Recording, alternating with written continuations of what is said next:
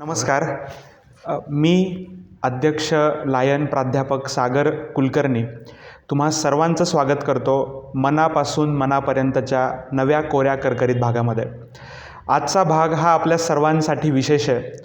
आत्तापर्यंत या उपक्रमाअंतर्गत आपण फक्त आपल्या लायन्स क्लब अंतर्गत असलेल्या सर्व सदस्यांच्या मुलाखती घेत होतो, पण आज आपलं भाग्य असं की आपल्याला या कार्यक्रमासाठी एक डिस्ट्रिक्ट लेवलचे पदाधिकारी या ठिकाणी प्रमुख पाहुणे म्हणून मिळालेले आहेत.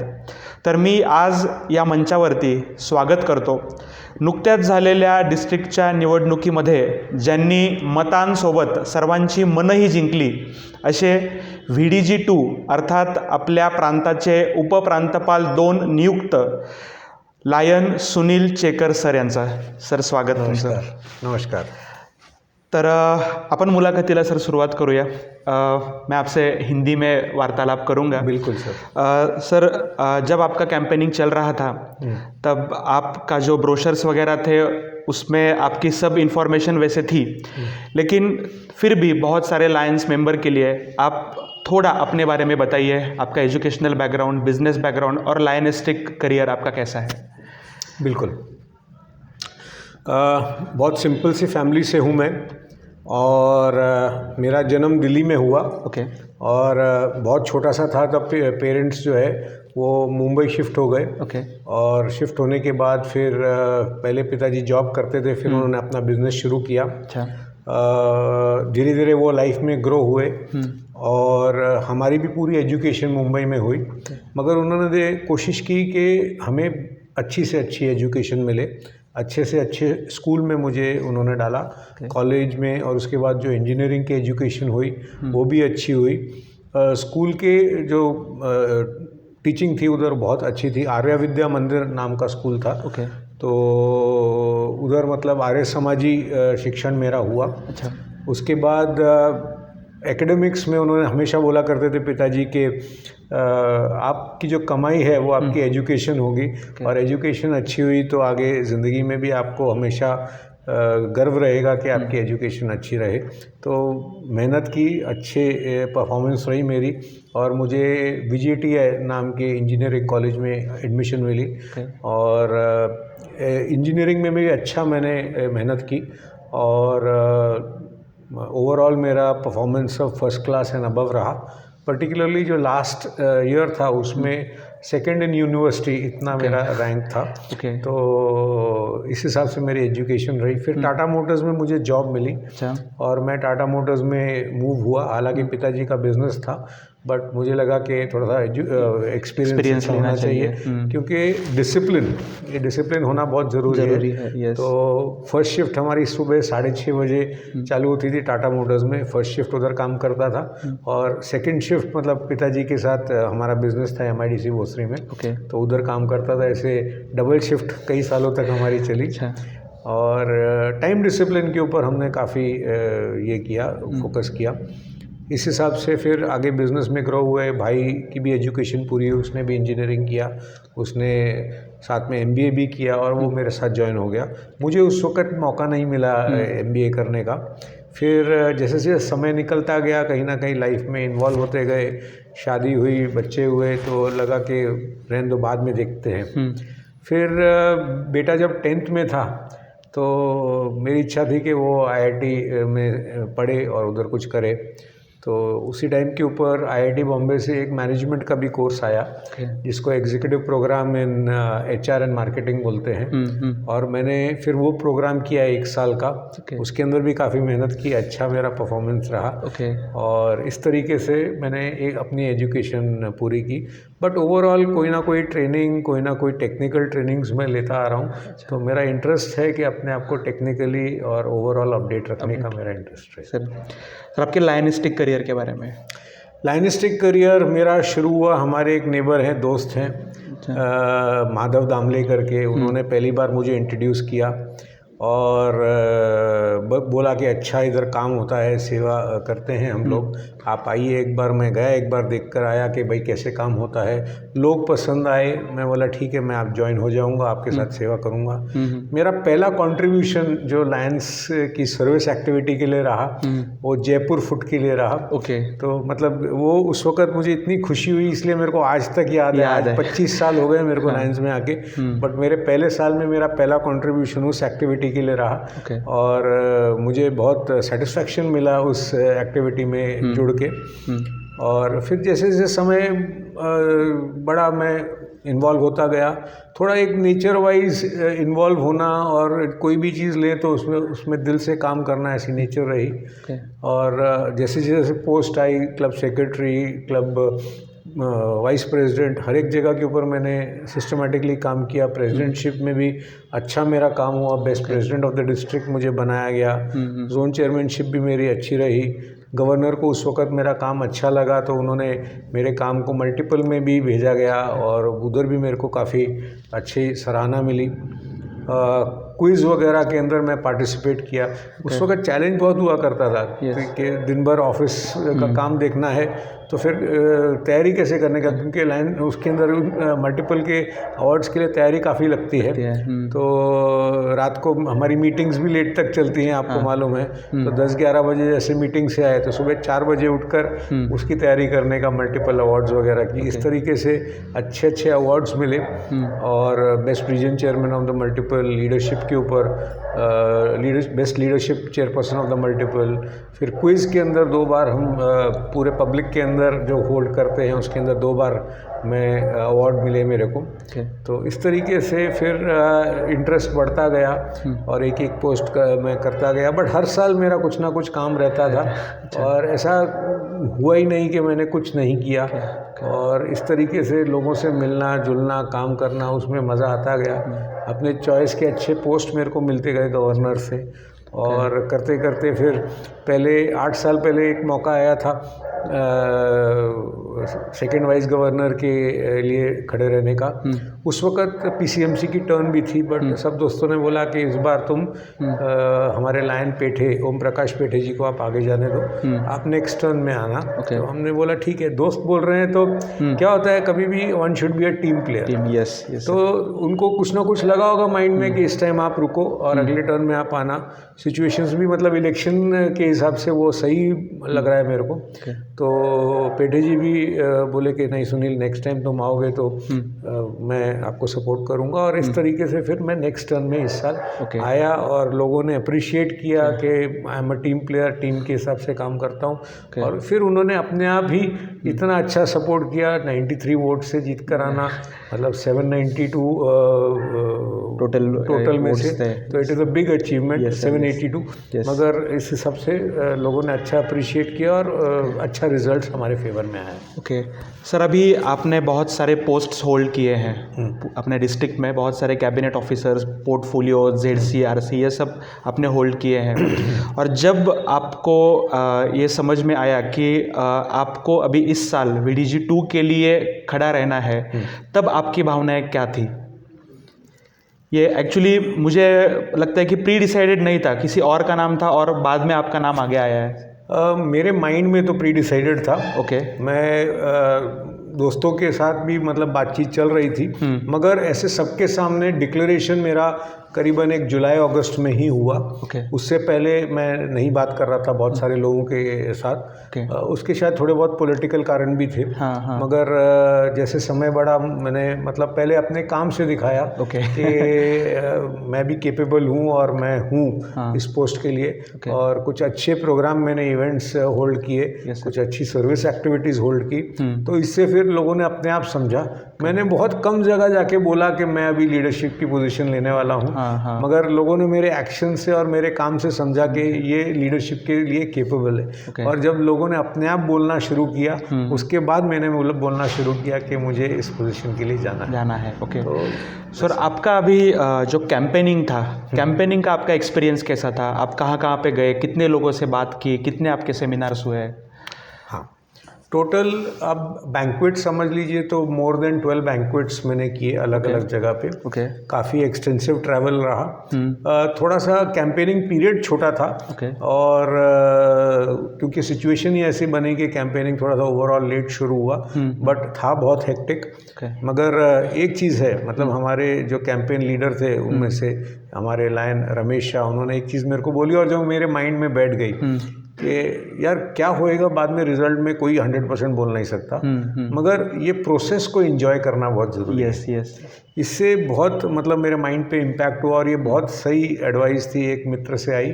तो मतलब मैं उनका बहुत बहुत आभारी हूँ कि इतनी अच्छी एडवाइस दी, क्योंकि वाकई एंजॉय करने के माइंडसेट से अगर आदमी पहले प्री प्रिपेयर्ड तरीके से निकलता है ना, हाँ। तो एक तो एंजॉय भी करता है, स्ट्रेस भी कम होता है, और जब एंजॉय कर रहे होते हैं तो थकावट भी कम होती है। हाँ। तो किस तरह से वो 2-3 महीने निकले पता ही नहीं चला। रिजल्ट आने के बाद जब अगले दिन लेटे आराम करने के लिए तब पता चला कि शरीर कितना थका हुआ है। और तब तक आई रियली एंजॉयड इट। मैंने बहुत एंजॉय किया एंटायर प्रोसेस को, और बहुत अच्छे दोस्त मिले। मैं मतलब हमेशा एक शब्द जो मैंने उस कैंपेनिंग प्रोसेस में ही सीखा कि जो, और ये मेरी समझ में भी, देखो आदमी एक्सपीरियंस से सीखता है कि जो दोस्त मिले, friends are God gifted friends. Yes sir. और कोई भी चीज़ साईं बाबा और भगवान के सिवा नहीं आती। तो बस इनका आशीर्वाद है कि ऐसे बढ़िया दोस्त मिले। सागर, आप और हम भी वो देख लीजिए, हमारी कुछ ज़्यादा पहचान नहीं थी, मगर इस प्रोसेस में हम अच्छे दोस्त बन गए। तो अगर अकस्मात कुछ दोस्त अगर हमारी ज़िंदगी में आते हैं तो मैं बोलूँगा ये सब हमारे गॉड गिफ्टेड फ्रेंड्स हैं। तो बहुत सारे अच्छे गॉड गिफ्टेड फ्रेंड्स मुझे मिले इस प्रोसेस के अंदर, जिसके लिए मुझे गर्व है, खुशी है, और मैं सब अपने दोस्तों को बहुत दिल से मानता हूँ। आपका जो कैंपेन था सर, कैंपेन का स्लोगन था वी ऑल आर वन। तो इसका आइडिया आपको कैसे आया और इसके पीछे की आपकी सोच क्या है? क्योंकि मुझे लगता है कि बहुत सही समय पे आया जब लायंस मेंबर के मन में कुछ ये हो रहा था कि कुछ हम एक है क्या नहीं, कुछ ग्रुप से क्या, लेकिन आपने ये जो स्लोगन बनाया इसके पीछे की क्या आपकी संकल्पना है? मैं आपको बोलूं, जो ये एंटायर कैंपेन प्रोसेस में जो हुआ, ये हर एक चीज़ अपने आप जगह पे फिट बैठती गई। जैसे वो जिक्सॉ पजल होता है, तो वो सारे पजल के जो पार्ट्स हैं वो अपने आप इतने सुंदर बैठे, क्योंकि कहीं ना कहीं मुझे लगता है कि वो ब्रह्मांड ने तय कर लिया था कि आपने ये जीतना है इलेक्शन और इस कैंपेन को जीतना है। और उसका एक भाग ये वी आर ऑल वन। अभी ये थोड़ा सा शब्दों का ये है, हालांकि मतलब एक ही है, बट जो मैंने स्लोगन दिया था वी आर ऑल वन। और ये इसमें मैं विश्वास भी रखता हूँ, और ये मेरा बहुत शुरू से माइंड में ये थॉट बहुत स्ट्रांग है। इससे पहले भी हम जब पिंपरी चिंचवड़ में एक्टिव थे तो हम लोग बहुत सारे कार्यक्रम साथ में करते थे। एक सद्भावना नाम की हमने एक ग्रुप भी बनाया था, व्हाट्सएप ग्रुप, जो आज भी है, और 150-200 मेंबर उस ग्रुप में मेंबर भी हैं। और बहुत सारी रीजनल एक्टिविटीज़ हम करते थे, अभी भी करते हैं वो एक्टिविटीज़। कैंसर अवेयरनेस के ऊपर हमने जॉइंट एक्टिविटीज़ की, हंगर के ऊपर जॉइंट एक्टिविटीज़ की, बहुत सारी जॉइंट एक्टिविटीज़ शुरू से हम करते रहे, और जॉइंट एक्टिविटीज़ से बहुत फ़ायदा होता है। और ये मेरा भी प्रोग्राम में भी है कि सब ने मिल के काम करना है। और जो हमारे क्लब्स बने हुए हैं ये एडमिनिस्ट्रेटिव बैरियर्स हैं, मगर हमारा सबका हेतु एक ही है, हम सब सर्विस के लिए, लोगों की सेवा करने के लिए हैं। तो इस हिसाब से वी आर ऑल वन, ये पहला स्लोगन बना।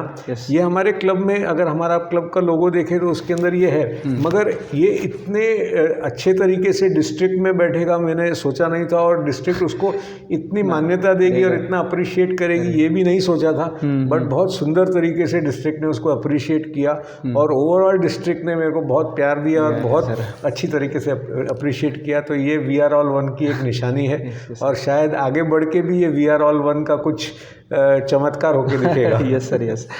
अभी आपने पूरा कैंपेनिंग किया, 2-3 महीने आपका कैंपेनिंग चला।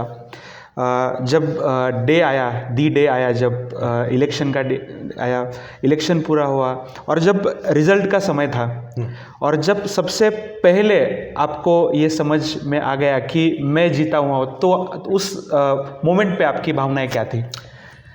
सच बोलेंगे तो पहले तो मैं एकदम स्पीचलेस हो गया। ओके। कुछ माइंड में इतना बैठ ही नहीं रहा था कि अरे फिर जब दोस्त आए, गले मिलने शुरू हुए, तब मेरे को वो एकदम मतलब वो माइंड में और दिल में वो थॉट बैठी कि भाई मैं जीत गया हूँ। और फिर दोस्तों ने उठा लिया, इतना प्यार से सब लोग मिले, इतना अच्छा लगा। मगर कुछ क्षणों के लिए तो मैं एकदम ब्लैंक था। और रिज़ल्ट जब अनाउंस किया हमारे इलेक्शन चेयरपर्सन ने, तो खुशी तो ज़बरदस्त हुई, बट कुछ सेकंड्स के लिए मैं एकदम ब्लैंक हो गया। उसके बाद फिर धीरे धीरे उसकी वैल्यू और उसका ये सब समझ में आया। तो मगर वो क्षण बहुत अच्छे थे। They are memories for a lifetime. Yes sir, आपका रिजल्ट अनाउंस हुआ, आप जीत गए, आप स्टेज पे आए, हमने देखा ऑनलाइन, आप स्टेज पे आए, आपने अपने पूरे फैमिली को स्टेज पे बुलाया और आप सब ने एक साथ श्री सद्गुरु साईनाथ महाराज की जय, ये जयघोष आपने किया।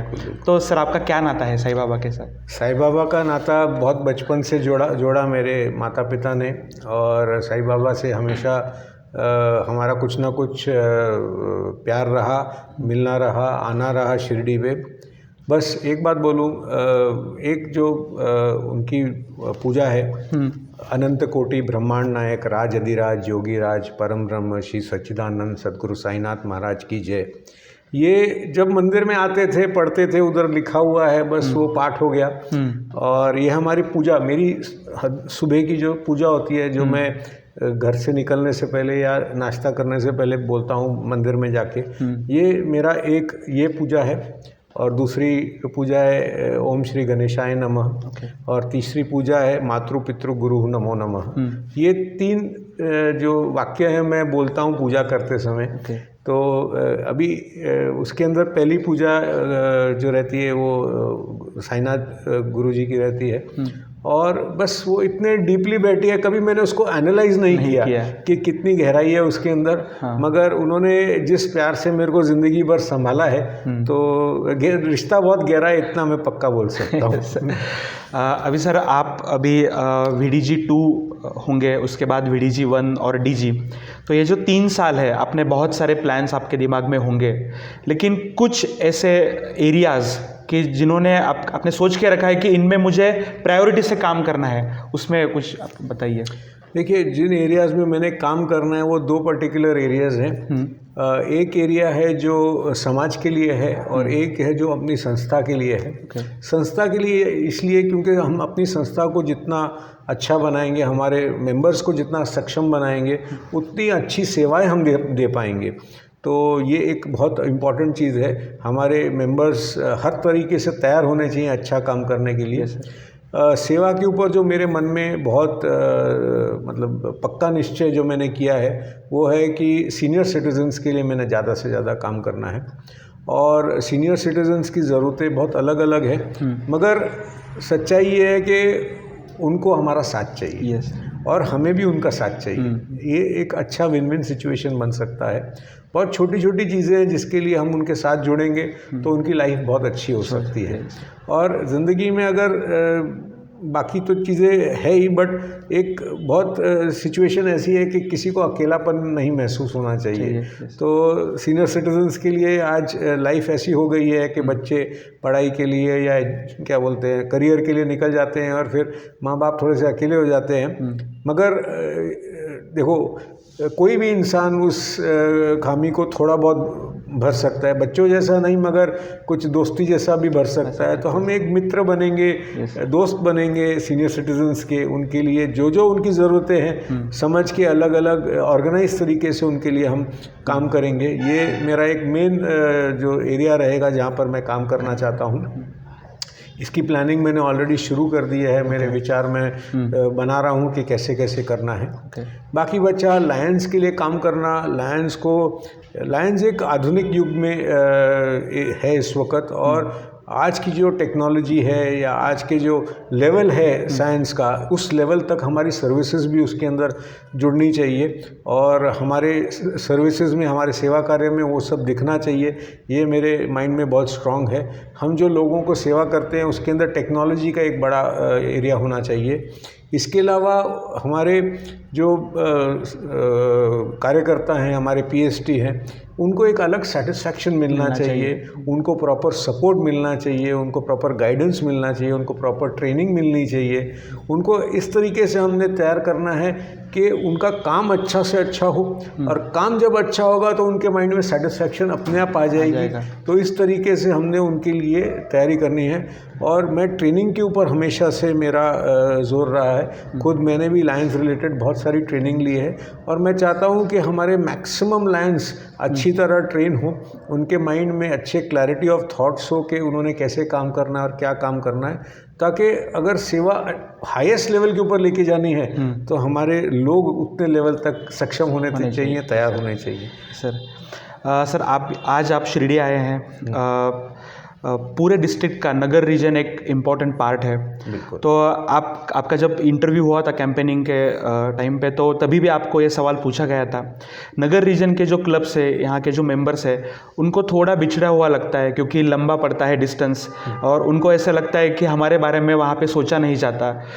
कोई अगर एक्टिविटी प्लान होती है, कोई अगर प्रोग्राम प्लान होता है तो सुबह 9 बजे शुरू करते हैं, तो हमको ट्रैवलिंग का टाइम नहीं मिलता। तो अब आप अगले सालों के लिए, 2-3 सालों के लिए, आप नगर जो रीजन जो है उनके क्लब को, मेंबर्स को कैसे आश्वस्त करेंगे कि कुछ तो हम चेंज लाएंगे इसमें? सागर, आप ये बात समझो कि मेरे 2 बच्चे हैं और मेरा भाई का बेटा भी मेरे साथ है, 3 बच्चे हैं। हाँ। अभी अगर आपका सवाल रहा कि 3 बच्चों के अंदर आपको कौन सा ज़्यादा अच्छा लगता है, तो ये सवाल कभी भी जवाब इसका कभी निकल के नहीं आएगा। तो अगर मैं डिस्ट्रिक्ट का गवर्नर जब बनूंगा तो उस वक्त मेरे 3 बच्चे होंगे। एक पूना, एक नगर, एक नासिक। तो मेरा ध्यान तो तीनों बच्चों पे बराबर होगा, तीनों एरियाज पे बराबर होगा, और मेरा दिल उतना ही फील करेगा कि अगर इधर कुछ कमी है तो मैंने ज़्यादा से ज़्यादा मेहनत करके पूरी करनी है। तो इस तरीके से मैं काम करूँगा। Okay sir. सर, आखिरी सवाल, आप नए साल की शुभकामनाएं सभी मेंबर्स को कैसे देंगे? और हमने जो ये एक्टिविटी शुरू की है इंटरव्यूज़ लेने की, तो इसको आप शुभकामनाएं कैसे देंगे? मैं आपकी जो एक्टिविटी, अगर इसको मैं ठीक से समझूं तो ये एक बहुत अच्छी पर्सनालिटी डेवलपमेंट एक्टिविटी है। और लोगों के मन में बहुत कुछ आइडियाज़ रहते हैं और ऐसे माध्यम से वो निकल के आते हैं। और जब ऐसे कुछ आइडियाज़ निकल के आते हैं तो इनमें से कुछ अच्छे आइडियाज़ ऐसे भी होते हैं जो कल शायद मैं या मेरे जैसे जो दूसरे लीडर्स हैं उन आइडियाज़ को यूज़ करके अच्छा कुछ कार्यक्रम कर सके। तो मैं कहूँगा कि आप जितने भी वीडियोज़ बना रहे हैं, आप मुझे उनके लिंक्स भेजिए, मैं एक-एक सुनना चाहूँगा, क्योंकि ये बहुत ज़रूरी है। देखिए, ये अगर आप करते रहेंगे तो आपके मेंबर्स अपने आप सक्षम होते रहेंगे, उनको अपनी बातें बोलने का मौका मिलेगा और आपके मेंबर्स जो हैं ये खुल कर आएंगे। अगर आपको मालूम होगा, न्यू वॉइसेस करके इंटरनेशनल ने भी एक प्रोग्राम बनाया है, तो ये सच बोलेंगे तो आपके क्लब लेवल का न्यू वॉइसेस का प्रोग्राम है, जिसके अंदर आप ऐसे मौका दे रहे हैं आपके क्लब मेंबर्स का कि वो सामने आके अपने मन की बात बोलें।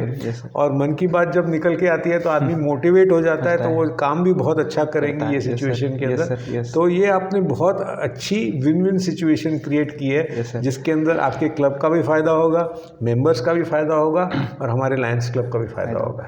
सर, नए साल की शुभकामनाएं कैसे देंगे आप? देखिए, सर्विस ऑर्गेनाइजेशन है, सर्विस ऑर्गेनाइजेशन में शुभकामनाएं और सब कुछ सेवा से रिलेटेड है। Yes sir. तो मैं चाहूँगा कि मेरे मेंबर्स जो हैं, मेरे क्लब के मेंबर्स जो हैं, मेरे क्लब के गॉड गिफ्टेड फ्रेंड्स हैं जो मेरे डिस्ट्रिक्ट के हैं, वो लाइनिज़म के तौर से ऐसे फले फूले कि उनसे ज़्यादा से ज़्यादा सेवा कार्य हो, वो खुद भी और सक्षम बने और ऐसे काम करें जिससे एक दूसरे को अच्छा सपोर्ट मिले, हमारे समाज के लिए अच्छा काम हो और उनको ज़्यादा से ज़्यादा सेटिस्फैक्शन मिले सेवा का। ऐसी शुभकामनाएं मैं अपने क्लब के मेंबर्स को देना चाहूँगा। सर, अभी तक हमने ये एक्टिविटी सिर्फ क्लब के मेंबर्स के लिए ऑर्गेनाइज़ की थी, लेकिन आज आपने यहाँ पे आके हमको इंटरव्यू दिया, अपना कीमती समय दिया, ठीक है, हमारे ये एक्टिविटी को 4 चांद लग गए, ऐसे मैं कहूँगा।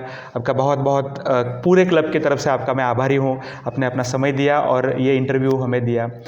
एक सजेशन मैं आपको दूंगा। Yes sir. कि अभी आप प्रेसिडेंट हैं, एक लीडर भी हैं। Yes sir. आप हमारे डिस्ट्रिक्ट के बाकी सब प्रेसिडेंट के साथ एक जूम कॉल कीजिए ओके और ये आपका जो आइडिया है ये सबके साथ शेयर कीजिए। Okay sir. और ओके, अगर sure. हर क्लब प्रेसिडेंट ने ये शुरू किया हाँ। तो जो मैं बोलता हूँ कि हमारे क्लब्स के जो मेंबर हैं उनका जो सक्षम बनाने का काम है वो बहुत आसान हो जाएगा। yes, और sir. जो बेनिफिट आज आपका क्लब पा रहा है इस एक्टिविटी से, Yes, sir. ये हमारा पूरा डिस्ट्रिक्ट पाएगा। yes, sir. तो आप ऐसा लीड लीजिए कि ये एक्टिविटी पूरे डिस्ट्रिक्ट में फैले और ज़्यादा से ज़्यादा क्लब्स में पहुँचे। Sure sir, sure. थँक्यू, आपने बहुत अच्छा सजेशन दिया, इसमें हम काम करेंगे। तर हे होते आपल्या डिस्ट्रिक्टचे VDG2 elect lion Sunilji Chekar. त्यांनी आपल्या मनातल्या भावना इथे मोकळ्यापणाने व्यक्त केल्या। मी आशा करतो की या भावना तुमच्या मनापर्यंत पोहोचल्या असतील। सर्वांना विनंती की सर्वांनी हा व्हिडिओ पूर्ण बघा, शेवटपर्यंत बघा, लाईक करा, जास्तीत जास्त लोकांपर्यंत शेअर करा आणि याच्यावरती प्रतिक्रिया कळवा। लवकरच भेटू आपण मनापासून मनापर्यंतच्या पुढच्या भागामध्ये। तोपर्यंत नमस्कार, धन्यवाद।